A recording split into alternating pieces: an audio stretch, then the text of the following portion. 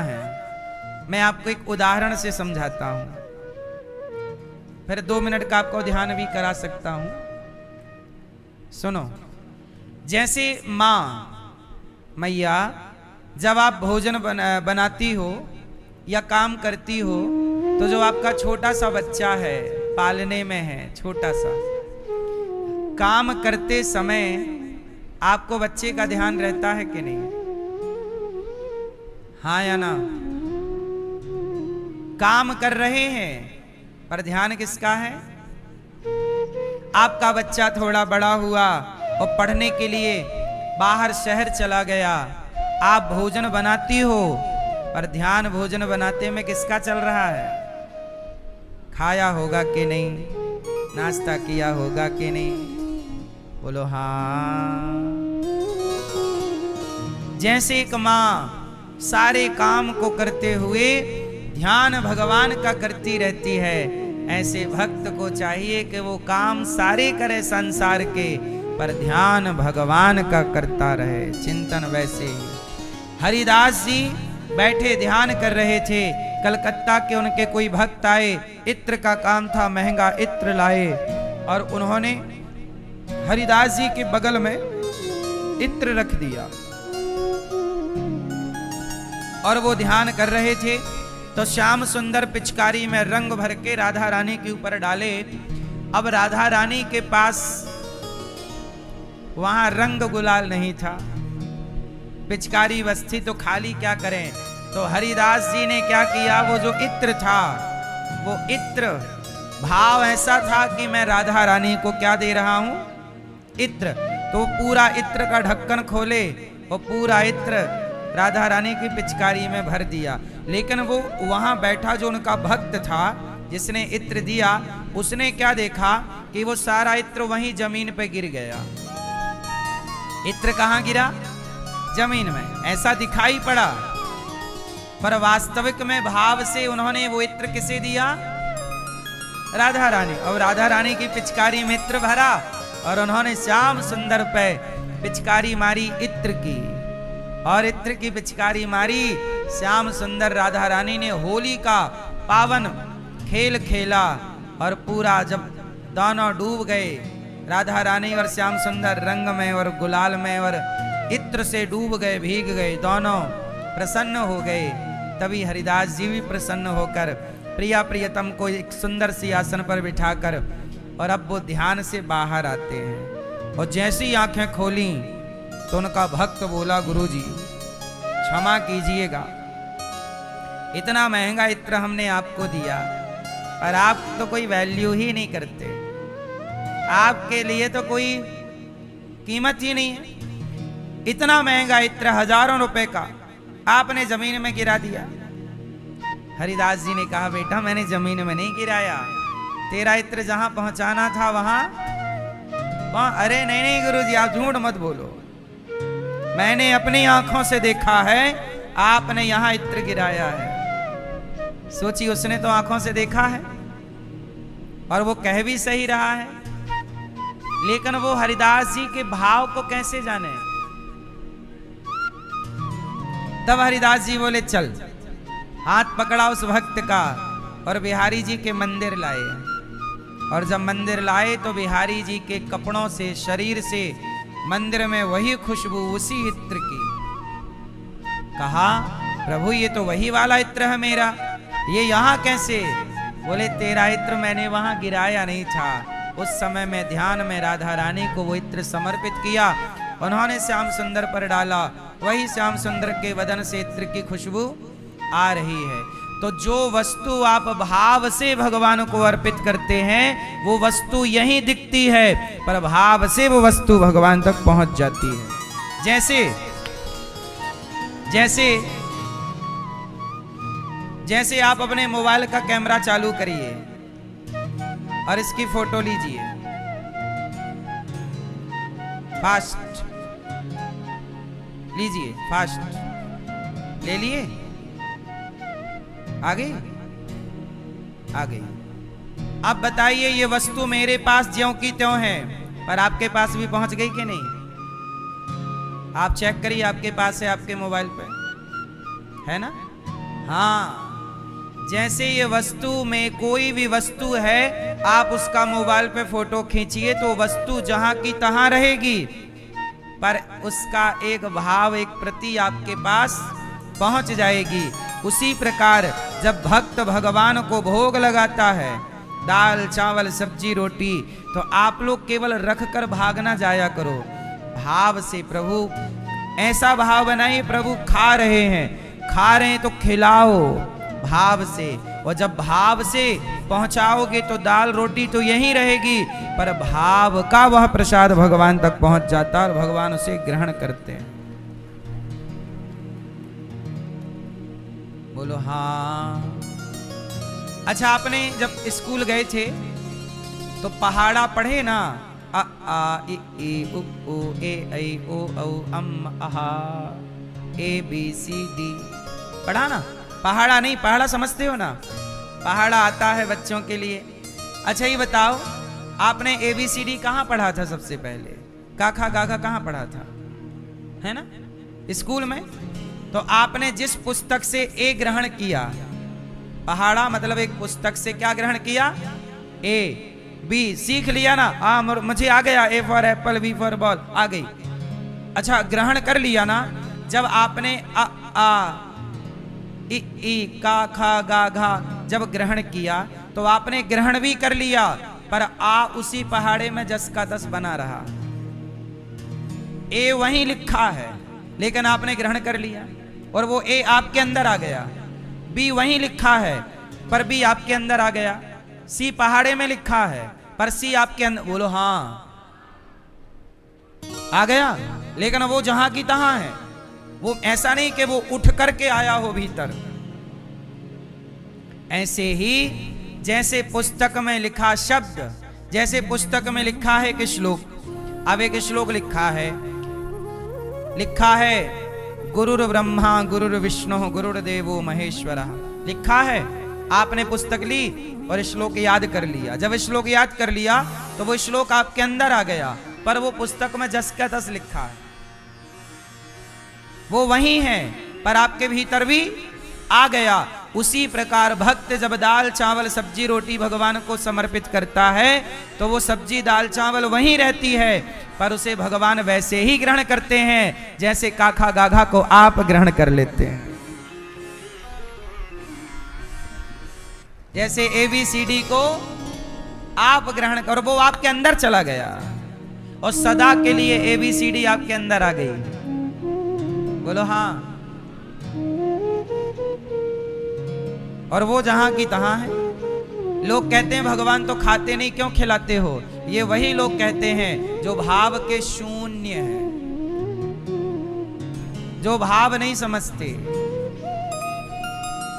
हरिदास जी, इसलिए कहता हूं 5 मिनट आप ध्यान लगाइए, केवल 5 मिनट टाइम सेट कर लीजिए। कहीं भी रहो, कहीं भी रहो, 5 मिनट के लिए बैठ जाइए। भाव श्रीमन्नारायण श्रीमन्नारायण, हे प्रभु हम आपके हैं। 5 मिनट भी यदि आपने रोज ईश्वर को दिया तो मैं लिख कर देता हूं, आज जो आपकी स्थिति है, चाहे वो मानसिक स्थिति हो, शारीरिक हो या आर्थिक स्थिति हो, तीनों में सुधार आपके जीवन में ना आ जाए तो आप कह देना। मानसिक स्थिति भी आपकी अच्छी हो जाएगी सिर्फ 5 मिनट के ध्यान से, शारीरिक भी होगी और आर्थिक स्थिति भी आपकी आज से बेहतर हो जाएगी। आप 1 महीने के अंदर इसका परिणाम देख लीजिएगा। करना क्या है, आओ अब मैं वो करके बताऊं। मैं 1 मिनट ही कराऊंगा, 1-1.5 मिनट, आप 5 मिनट कर लीजिएगा। आंखें बंद करो, सब रीढ़ की हड्डी सीधी करो, पालथी मार के बैठो सब लोग। इसे कहते हैं मानसिक पूजा। क्या बोलते हैं इसे? इसे कहते हैं मानसिक। अभी देखो, आप लोग कहते हो ना मेरा मन भटकता है, अब मैं आपको भटकाऊंगा, आप चलना मेरे साथ। चलो चलो, सब लोग आंखें बंद करो, रीढ़ की हड्डी सीधी करो और चलो सब लोग ध्यान करो, भाव बनाइए। सब लोग भाव बनाइए कि हम बैकुंठ जा रहे हैं। बैकुंठ, जहां भगवान नारायण क्षीर सागर पर लेटे हैं, चारों तरफ सुंदर सफेद दूध का सागर है, दूध ही दूध है। और वहां एक शेष सैया पर शेषनाग भगवान के ऊपर भगवान नारायण लेटे हुए हैं और लक्ष्मी जी चरण दबा रही हैं। सब लोग दर्शन कीजिए, भगवान नारायण लेटे हैं और अपना एक हाथ उन्होंने अपने सिर पर रखा हुआ है तकिए जैसा, और भगवान लक्ष्मी जी की ओर देख रहे हैं। और जैसे ही आप गए तो दृष्टि प्रभु की आपकी ओर आई। लक्ष्मी जी एक चरण दबा रही हैं भगवान का। आप भाव बनाइए कि जो भगवान नारायण का दूसरा पांव है वो आप अपनी गोद में रखिए और आप चरण दबाइए। ऐसा भाव बनाइए कि हम भगवान श्रीमन नारायण के चरण दबा रहे हैं। चरण दबाकर आप बड़े प्रेम से भगवान को एक सुंदर सा कमल का अब भाव बनाइए कि आपने कमल तोड़े और कमल के पुष्पों की माला बनाई और भगवान श्रीमन नारायण के गले में पहना दी। एक गुलाब की माला बनाई और गुलाब की माला अपने श्री लक्ष्मी जी के चरणों में पधरा दी। और इसके बाद आपने भगवान को लड्डू का भोग लगाया। भाव बनाइए कि हम भगवान को भोग लगा रहे हैं। अब भाव बनाइए कि परिक्रमा कर रहे हैं भगवान की। अब चलते हैं वृंदावन। अब सब लोग भाव बनाइए कि हम वृंदावन आ रहे हैं और वृंदावन में हम यमुना जी का स्नान कर रहे। सब लोग यमुना जी स्नान करो, भाव से डुबकी लगाओ, सूर्य भगवान को जल चढ़ाओ। भाव बनाओ कि हम सूर्य नारायण भगवान को जल दे रहे हैं। इसके बाद सुंदर से वस्त्र पहनकर अब चलो बिहारी जी चलते हैं। सब लोग भाव बनाइए। हम बिहारी जी पहुंचे, चौखट को प्रणाम किया और जैसे ही पहुंचे पर्दा बंद था। अब पर्दा खोलने का इंतजार कर रहे हैं। जैसे ही पर्दा खुला, सुंदर से बिहारी जी, बड़ी बड़ी आंखें, उनके सुंदर सा मुकुट, मुकुट पर मोर का पंख रखा हुआ है, गले में सुंदर सी माला है। भाव बनाइए कि बिहारी जी को आप बड़े प्रेम से देख रहे हैं टुकुर टुकुर और भगवान की सेवा। आप भाव बनाइए कि आप भगवान के लिए सुंदर सा लड्डू बना रहे हैं। मोतीचूर के लड्डू आप बना बना कर भगवान को, बिहारी जी को अर्पण कर रहे हैं। अब एक झूला बनाइए सोने का। भाव बनाइए कि सोने का सुंदर सा झूला है और उसमें श्याम सुंदर और राधा रानी बैठी हैं और आप झूला झूला रहे हैं। भाव बनाइए कि आप झूला झूला रहे हैं और बड़े प्रेम से भोग लगा रहे हैं।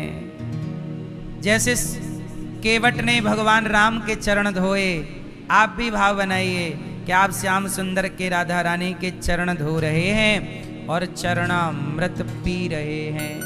और अब आप स्तुति कर रहे हैं। सब लोग स्तुति करिए, मेरे संग बोलो, बोलो हे नाथ, हे श्रीमन नारायण, हे श्याम सुंदर, हम पापी हैं। हे नाथ, हम जैसे हैं आपके हैं। हे प्रभु, हमारे अपराधों को क्षमा कीजिए, हमें अपनी भक्ति प्रदान कीजिए।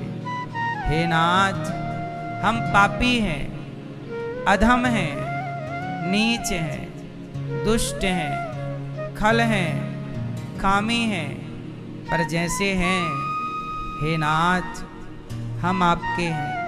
हे श्रीमन नारायण, आपके सिवा हमारा कोई नहीं है। आप ही हमारी माता हैं, आप ही हमारे पिता हैं। हे राधा रानी, हे श्याम सुंदर, आपके सिवा हमारा कोई नहीं है। हे नाथ, ये परिवार आपका, ये व्यापार आपका, ये दासी, ये दास आपका। हे प्रभु, क्या चढ़ाऊं आपको, अपने आप को सौंपता हूं, स्वीकार कीजिए। हरि शरणम, हरि शरणम, सर्वधर्मान परित्यज्य मामेकं शरणं व्रज, अहं त्वा सर्व पापेभ्यो मोक्ष इष्यामि मां शुचः।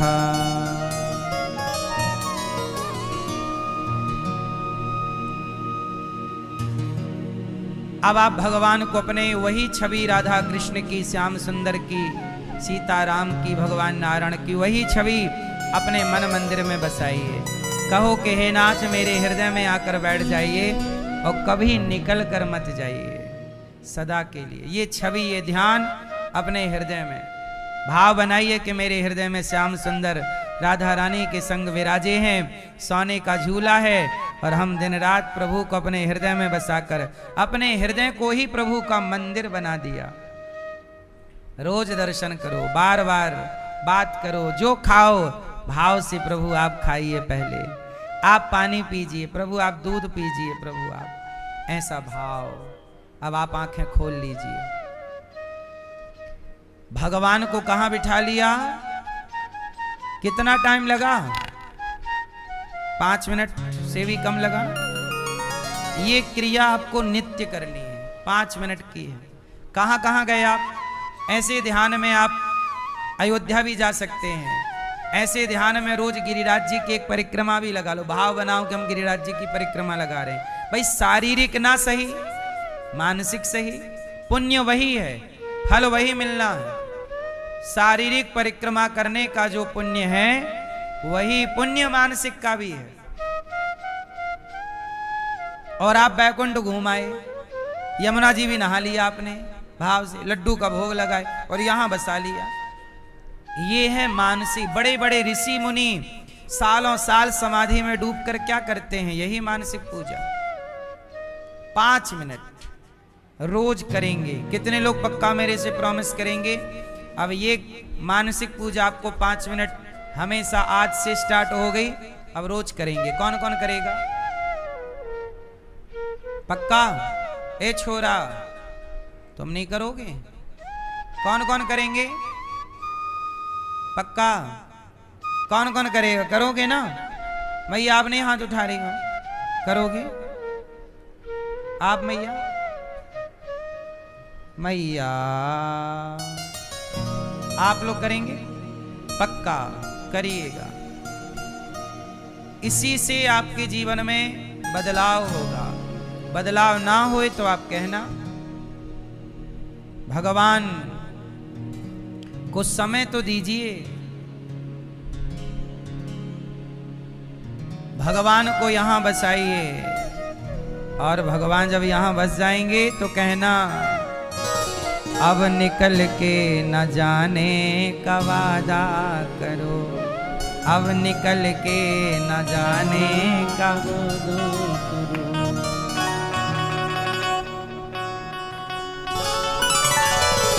आ गए हो, आ गए हो, आ गए हो अगर श्याम इस मोड़ पर,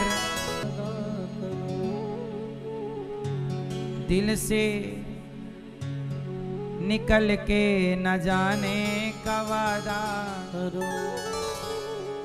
दर्द बन के जो दिल में समाए मेरे, दर्द बन के जो दिल में समाए मेरे, अब निकल के न जाने का वादा करो। अब निकल कर ना जाएं।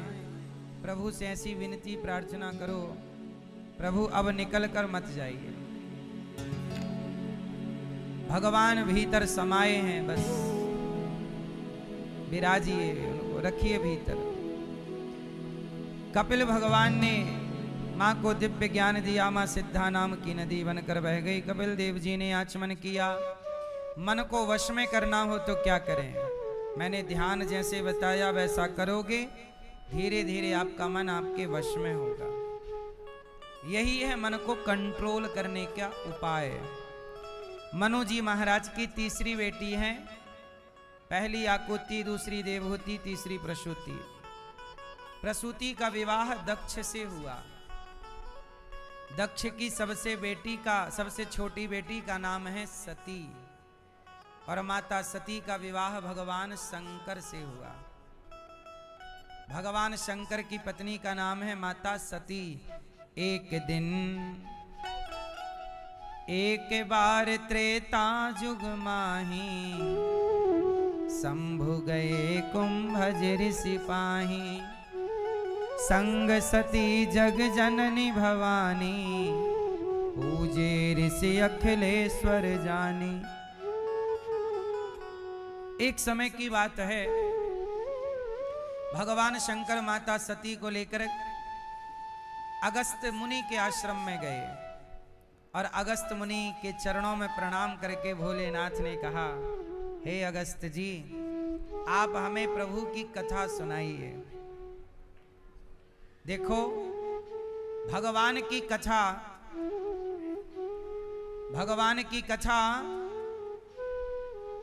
शंकर जी भी सुनते हैं। कौन सुनता है? शंकर जी भी सुन रहे हैं भगवान की कथा। शंकर जी गए और प्रेम से कथा सुनने लग गए। अगस्त जी ने कथा सुनाई। देखो, पति पत्नी को समय निकालकर कथा जरूर सुननी चाहिए, सत्संग जरूर करना चाहिए। आप लोग सब कुछ करते हो, सब तरफ ध्यान है आपका, थोड़ा सा ध्यान भगवान की ओर रखना जरूरी है। शंकर जी गए, कथा सुनने लग गए। बड़े प्रेम से अगस्त जी ने राम जी की, प्रभु की कथा सुनाई।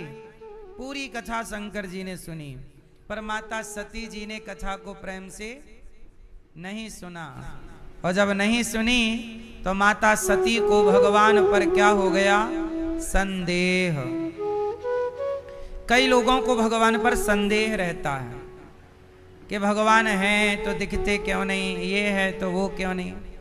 ये संदेह उन लोगों को रहता है जो भगवान की कथा ठीक से सुनते नहीं। क्या नहीं सुनते? क्या नहीं सुनते? कथा नहीं सुनने से ये समस्याएं बनी रहती हैं। एक बेटा कार्यकर्ता नहीं है कोई यहाँ पर? ए पंचायती, देखो कार्यकर्ता ही हमारे बातचीत में लग जाते हैं। मैया तुम भी आ जाओ, यहीं ले लो ना फोटो, तुम कथा सुनने तो आई नहीं हो। मतलब देखो, कथा में कैसे विघ्न कर सकते हैं आप लोग, थोड़ी भी अक्कल नहीं है। क्यों? सेल्फी लेनी तो आए हैं वृंदावन, और क्या करना है, आपका काम क्या है? बेटा एक आध लोग इस तरफ बैठ जाया करो। लोग तो जिम्मेदारी से सुनते नहीं हैं, आप लोग ही जिम्मेदारी, आप लोग ही पंचायत करने में लगे रहते हैं, है ना?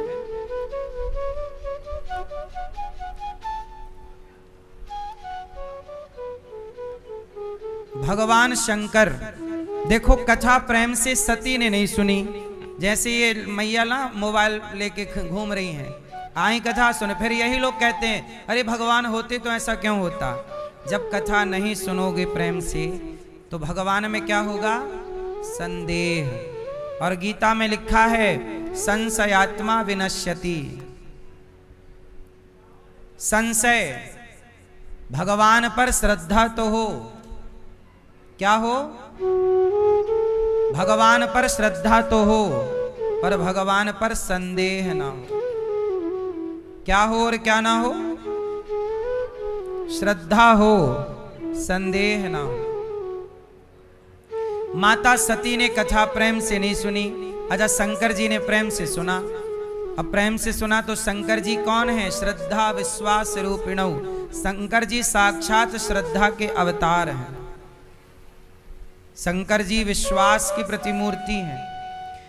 अब शंकर जी ने तो कथा ठीक से सुनी, पर माता सती ने कथा नहीं सुनी। और जब कथा नहीं सुनी तो क्या हुआ माता सती के साथ जानती हो? त्रेता युग चल रहा था, रावण सीता मां को चुरा के ले गया। और जब चुरा के ले गया तो राम जी पागलों की तरह सीता सीता सीता, पागलों की तरह सीता की खोज कर रहे हैं। अब ऊपर से भगवान शंकर और माता सती कथा पूरी सुन करके शंकर जी कैलाश जा रहे थे। तो कैलाश जाते समय रास्ते में ही वह स्थान आया जहां राम जी सीता जी की खोज कर रहे थे। तो ऊपर से शिव जी की नजर पड़ गई राम पर। अब राम प्रभु की कथा सुनी है तो कथा सुनने का फल है दर्शन। कथा सुनने का फल क्या है? कथा सुनी है तो दर्शन होगा, ये कथा का फल है। अब शंकर जी को तो हो गया दर्शन, लेकिन माता सती को क्या हुआ कि माता सती को हो गया संदेह। क्या हो गया? अब शंकर जी ने किया प्रणाम, प्रभु आपको प्रणाम, आपकी जय हो। और जब प्रभु ने प्रणाम किया, राम को प्रणाम किया, तो माता सती ने प्रश्न खड़ा किया कि आप किसे प्रणाम कर रहे हैं? शंकर जी ने कहा कि ये भगवान हैं, राम हैं, आप इन्हें प्रणाम कीजिए। पर सती जी बोली कि यदि ये भगवान होते तो अपनी पत्नी का पता ना लगा लेते। इसका अर्थ ये हुआ कि ये भगवान नहीं। अब जरा समझिएगा, माता सती को भगवान पर संदेह हुआ। क्यों हुआ? क्योंकि कथा को ठीक से नहीं सुना, और जब नहीं सुना तो क्या हुआ? संदेह। कथा को ठीक से ना सुनने वाले के ही अंदर संदेह होता। कथा ठीक से सुनोगे तो संदेह नहीं होगा, श्रद्धा होगी। क्या होगी? श्रद्धा। इसलिए श्रद्धावान लभते ज्ञानम, श्रद्धा वाले व्यक्ति को ज्ञान मिलता है, भक्ति मिलती है, प्रेम मिलता है। इसलिए श्रद्धा हो। अब शंकर जी समझा रहे हैं कि देवी ये राम भगवान हैं, ये साक्षात नारायण हैं, श्री हरि हैं, लीला कर रहे हैं, इन्हें पता सब है। पर माता सती को जब कथा में ये बात बताई जा रही थी कि वो भगवान हैं और वो लीला के लिए कभी सीता की खोज करते हैं, कभी लीला के लिए मक्खन चुराते हैं, तो उन्होंने कथा पर ध्यान नहीं दिया, तो ये बात समझ में नहीं आई। तो उन्हें लगा कि जो भगवान है वो पत्नी के लिए पागल कैसे हो सकता है, और भगवान की पत्नी कोई चुरा कैसे सकता है? ये डाउट है, संदेह है। किसका? किसका? माता सती का। खूब समझाया भगवान शिव ने, खूब समझाया, पर क्या मजाल के माता सती को समझ में आ जाए। समझ में क्यों नहीं आया? विनाश काले विपरीत बुद्धि, विनाश काले विपरीत बुद्धि। जब विनाश का टाइम आता है, जब समय प्रतिकूल होता है, तब समझाई गई बातें अच्छी, गुरु की बात, माता की बात, पिता की बात अच्छी नहीं लगती। समय विपरीत चल रहा है, इसलिए माता सती को भोले बाबा ने खूब समझाया, नहीं मान। शंकर जी बोले ये बताओ कि आप कैसे मानोगी कि ये भगवान है कि नहीं? तब सती जी ने कहा कि मैं परीक्षा लूंगी। मैं क्या लूंगी? शंकर जी ने कहा देवी वो जगदीश्वर हैं, उनकी परीक्षा ना लो। नहीं नहीं मैं तो लूंगी। अब देखिए समय जब बिगड़ता है तो क्या होता है। माता सती बोली कि मैं परीक्षा लूंगी। किसकी? भगवान की। क्या परीक्षा? ये भगवान हैं या? शंकर जी ने खूब समझाया। जैसे रावण को हनुमान जी ने समझाया, दुर्योधन को भगवान कृष्ण ने समझाया, जैसे शंकर जी ने माता सती को समझाया, पर जब समय विपरीत हो तो अच्छी बातें समझ में नहीं आती, ठीक से समझ में नहीं आता।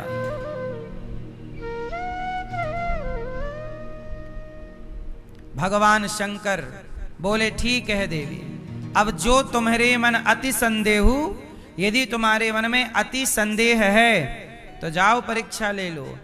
अब शंकर जी ने एक पेड़ के नीचे बैठ गए और कहने लगे, हुई है सोई जो राम रचि राखा, को करी तर्क बढ़ावहीं शाखा। कई बार आप भी अपने बच्चों को समझाते हो, लेकिन जब नहीं माने कोई तो ज्यादा परेशान ना हुआ करो। शंकर जी क्या कर रहे हैं, अब समझा चुके, नहीं मानी, शंकर जी शांत हो गए। हुई है सोई जो राम रचि राखा, अब वही होगा जो प्रभु चाहते हैं। सौंप दो, पहले आप प्रयास करिए, और जब आपके प्रयास से बात ना बने तब भगवान पर छोड़ दीजिए। जब तुझसे ना सुलझे तेरे उलझे हुए धंधे, तब भगवान के इंसाफ पे छोड़ दे ए बंदे। वही तेरी मुश्किल आसान करेगा, जो तू ना कर सका वो भगवान करेगा। जो आप नहीं कर सकते वो कौन करेगा? इसलिए शांत चित्त से, जो हो रहा है वो मर्जी आपकी नहीं है, जो होगा वो भी मर्जी आपकी नहीं है। अच्छा ये बताओ, आप लोग चेक करिए आपकी सांसें चल रही हैं कि नहीं, किसकी मर्जी से चल रही हैं? मैं, आपकी सांसें आपकी मर्जी से चलती तो आप कभी मरते ही ना।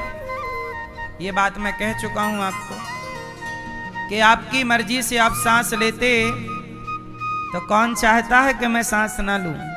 कोई मरता क्यों?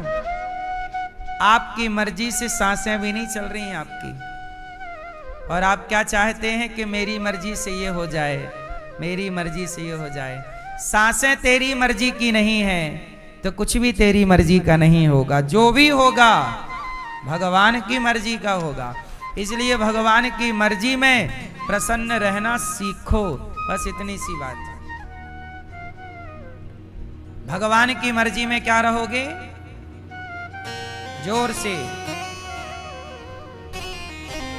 अच्छा, आप लोग जवान हो कि बूढ़े हो? बोलो। लड़कपन है, आप बाल्यावस्था है कि युवावस्था है? ये बताओ, आपका लड़कपन और आपकी जवानी और आपका बुढ़ापा, आप जहां भी हैं, आप बच्चे हो सकते हैं, आप जवान हो सकते हैं, आप बूढ़े हो सकते हैं। ये बताओ, आप बच्चे हैं तो किसकी मर्जी से हैं, और आप जवान हुए तो किसकी इच्छा से, और आप बूढ़े हुए तो?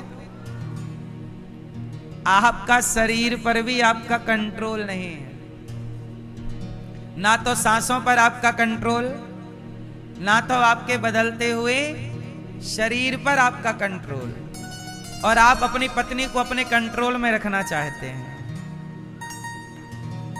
आप अपने पति को अपने कंट्रोल में रखना चाहते हैं। जब आपकी सांसें आपके कंट्रोल में नहीं है तो भला कोई आपके कंट्रोल में कैसे हो सकता है? ये सब कुछ ईश्वर के कंट्रोल में है।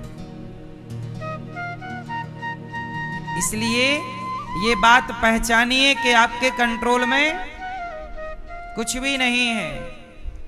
इसलिए बड़े प्रेम से प्रभु में समर्पण कर दो। ज्यादा हाथ पांव चलाने की जरूरत नहीं है। कर्म करो, मेहनत करो, क्या हो रहा है क्या होगा सब ईश्वर पर। तू कर्म कर, बस तुम मेहनत करो, अच्छी प्लानिंग करो, अच्छी रिसर्चें करो, अच्छा काम करो, पैसे कमाओ। मैं मेहनत तो करता हूं पर सफलता नहीं मिलती, ऐसा सवाल है लोगों का। मेहनत करना तेरा अधिकार है, कर। अब सफलता मिलेगी या नहीं मिलेगी ये ईश्वर पर छोड़। तेरे हाथ में सफलता होती तो तू सफल हो ना जाता। तेरे हाथ में मेहनत करना है, कर।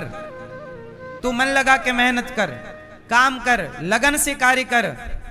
जब तेरी लगन, तेरा समर्पण भगवान देखेंगे, सफलता मिल ही जाएगी। युद्ध लड़ना अर्जुन के हाथ में है, जीतना हारना अर्जुन के हाथ में। खेत में बीज बोना किसान के हाथ में है, कितनी फसल आएगी ये किसान के हाथ में। फैक्ट्री डालना आपके हाथ में है, फैक्ट्री से कितना फायदा नुकसान होगा वो आपके हाथ में। इसलिए विंदास अपना कर्म करो, विंदास अपना कार्य करो ईमानदारी से, बस। जब आप अपना कार्य ईमानदारी से करेंगे, ईमानदारी से अपना कर्म करेंगे, तो फल ईश्वर देंगे। आप सबको कंट्रोल करना चाहे। आप परेशान क्यों हैं? आप परेशान इसलिए हैं कि बहू सुनती नहीं।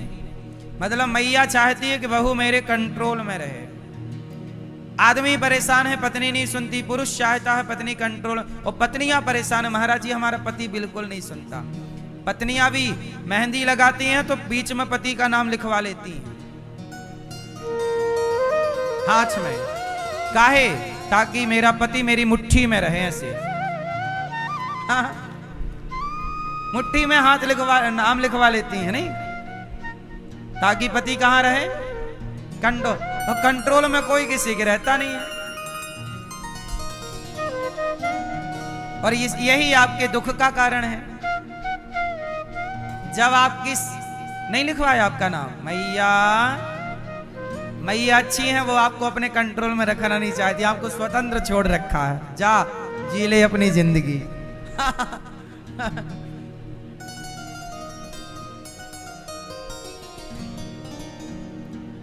तो हम लोग परेशान क्यों हैं? क्योंकि ये हमारे कंट्रोल में नहीं है। इसलिए कहता हूं, कंट्रोल में ना तो आपका शरीर है आपके, और ना तो आपकी सांसें हैं। इसलिए कहता हूं, जगत को कंट्रोल करने की जरूरत नहीं है, आप भगवान को कंट्रोल करना सीखिए। भक्ति जब करोगे तो भगवान आपके वश में हो जाएंगे, और भगवान ऐसे वश में होंगे। अर्जुन के वश में कैसे हैं? हाँ कन्हैया, रथ को उत्तर की ओर ले चलो, जी आज्ञा। प्रभु जगत के पालनहार जो सबकी गाड़ी चला रहे हैं, वो अर्जुन के ड्राइवर बन गए। अर्जुन बोल रहा है इस तरफ, हाँ हाँ चलो, इस तरफ, हाँ चलो, यहां ठीक है। भगवान कंट्रोल में है कि नहीं? किसके? अर्जुन के कंट्रोल में। अर्जुन का परिवार नहीं हुआ। कहां दुर्योधन, कहां दुशासन, कहां ये परिवार ही तो था। धृतराष्ट्र इत्यादि ताऊजी लगते थे। ये दुर्योधन ताऊजी का ना लड़का है, बड़े पिताजी का बेटा। परिवार ही कंट्रोल में नहीं है, लेकिन कृष्ण कंट्रोल में है।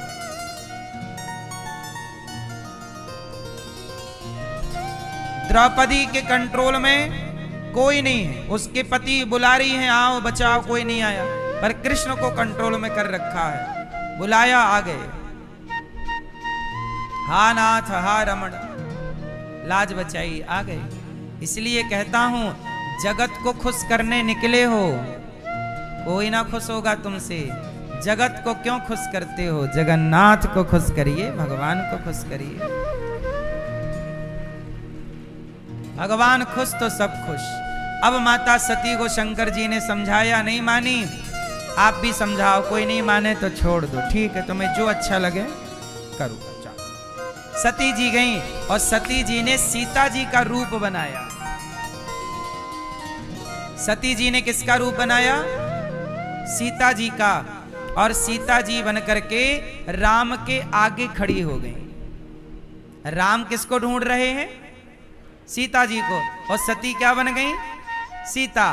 ताकि सती परीक्षा लेंगी कि यदि ये भगवान होंगे तो हमें पहचान लेंगे कि मैं कौन हूं, और भगवान नहीं होंगे तो इन्हें लगेगा मेरी सीता मिल गई।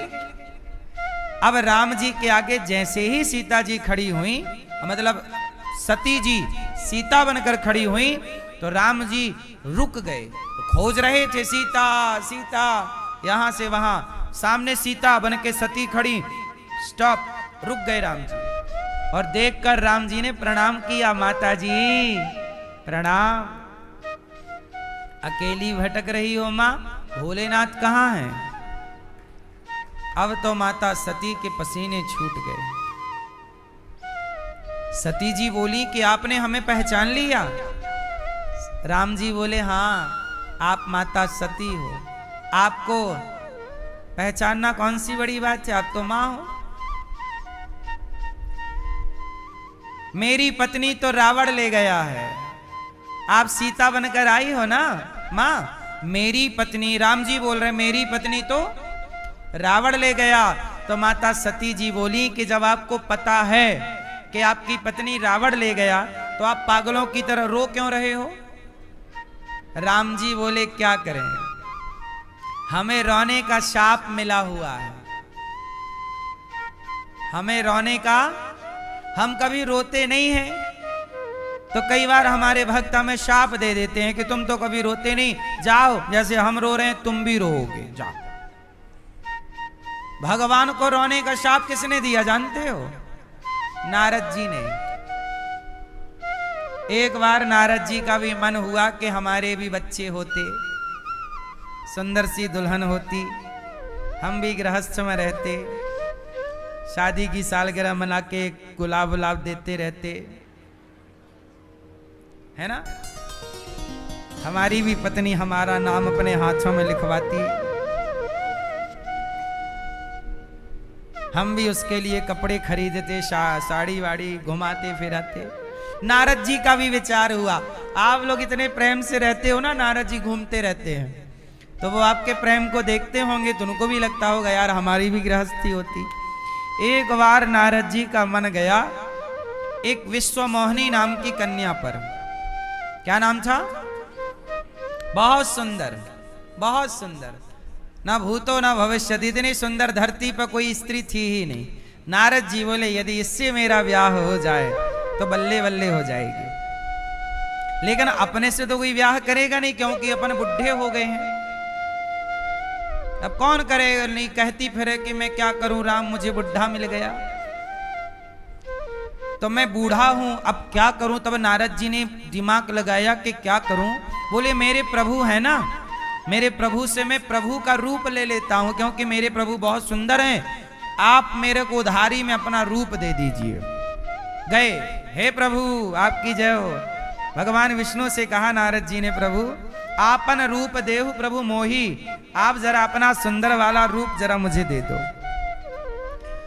तो भगवान को लगा कि ये बोल रहे हैं अपना बंदर वाला रूप दे दो, तो भगवान ने अपना बंदर वाला रूप दे दिया, क्योंकि भगवान के तो अनेक रूप हैं, अनेक रूप रूपाय विष्णवे प्रभु विष्णवे, तो भगवान के अनेक रूप में बंदर का भी एक रूप भगवान का ही है।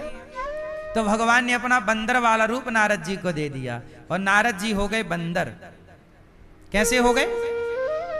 अब नारद जी ने इतना देखो भगवान पे, इष्ट पे भरोसा कि मेरे प्रभु जी ने जो किया होगा सही किया होगा।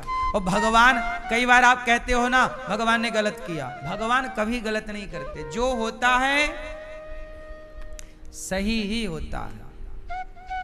अब नारद जी बन गए बंदर, लेकिन नारद जी को भी इतना भरोसा, उन्होंने दर्पण भी नहीं देखा कि देख तो लूं मैं कैसा लग रहा हूं, दर्पण शीशा कांच नहीं देखा, और चले गए। विश्वमोहिनी का स्वयंवर था, स्वयंवर में माला लेके विश्वमोहिनी जा रही थी। अब नारद जी पंक्ति में आके खड़े हो गए, अपना सिर आगे, हाँ विश्वमोहिनी ने देखा, राम राम हमारे ब्याह में बंदर आए हैं, ये बंदर की डिजाइन वाला आदमी। माता ने वो लाइन ही छोड़ दी, दूसरी लाइन में चली गई, वो ढेर राजा बैठे थे माला लेकर। नारद जी को लगा अच्छे से देखा नहीं है, तो नारद जी यहां से उठे वहां जाके बैठ गए जिस तरफ विश्वमोहिनी आने वाली थी। फिर नारद जी ने सिर आगे किया, हाँ विश्वमोहिनी ने माला नहीं पहनाया। तब तक भगवान श्री हरि, भगवान श्रीमन नारायण, भगवान विष्णु प्रकट हो गए, और जब प्रकट हुए तो विश्वमोहिनी ने माला पहना दिया। और जब माला पहनाया तो वहां पर शंकर जी के दो गण थे, शंकर जी के दो शिव गण, शिव के गण, वो भी वहां पर उपस्थित थे। उन्होंने नारद जी से कहा, नारद जी एक बार अपना मुंह तो चेक कर लो। तो नारद जी ने वहां पानी भरा था, तो पानी में झांक कर देखा तो उनका अपना चित्र नजर आया। अरे मैं तो बंदर हूं, बंदर जैसा फेस है मेरा। और जैसे ही बंदर का, अरे अच्छा इसलिए मेरा ब्याह नहीं हुआ, मुझे बंदर बना दिया। अब बहुत क्रोध में नारद जी, मेरा एक ब्याह नहीं होने दे रहे हैं, खुद के 16,108 करे बैठे हैं, और एक मेरा हो रहा था वो भी छीन ली। क्या जरूरत थी यहां प्रकट होने की, माला उनको पहना दिया। ए मेरे भगवान, तुरंत गुस्से में नारद जी गए। रास्ते में भगवान विष्णु उन्हीं विश्व मोहिनी के साथ मिल गए। अब नारद जी, और नारद जी ने कहा, प्रभु अब मैं मर जाऊंगा। बड़े क्रोध में नारद जी, जाओ मैं आपको शाप देता हूं, आपने इतने सारे ब्याह करा रखे हैं और मैं एक करने चला तो उसमें भी टांग अड़ा दी आपने। क्या जरूरत थी मुझे बंदर बनाने की, मेरा ब्याह नहीं होने दे सकते आप। जाओ मैं आपको शाप देता हूं कि जैसे मैं बंदर बना आपको भी बंदर बनना होगा, और जैसे मैं स्त्री के लिए रो रहा हूं, तड़प रहा हूं, आपको भी अपनी स्त्री के लिए रोना पड़ेगा। जाओ मैं आपको शाप देता हूं। तो नारद जी के शाप, नारद शाप दीन एक बारा, नारद जी के शाप के कारण भगवान हरि को, भगवान नारायण को राम बनना पड़ा, और शाप को सत्य करने के लिए सीता जी के लिए रोना पड़ा। ये बात कथा ठीक से सुन लेती माता सती तो ये सब प्रसंग सुना था भगवान शंकर ने, वो समझ गए कि लीला, पर ये बात नहीं सुनी तो माता सती को प्रभु पर संदेह। अब माता सती को हो गया संदेह। अच्छा प्रभु लीला, अब आप लोग कहते हो ना कि कई लोग कहते हैं अरे वो भगवान होते तो पत्नी का पता ना लगा लेते। अब पूरी बात तुम जानते ही नहीं हो।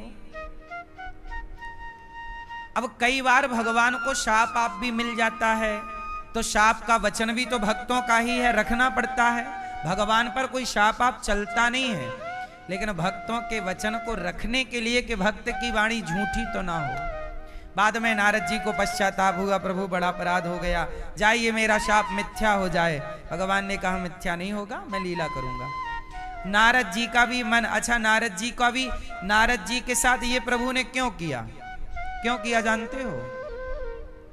क्योंकि नारद जी का घमंड बढ़ चुका था।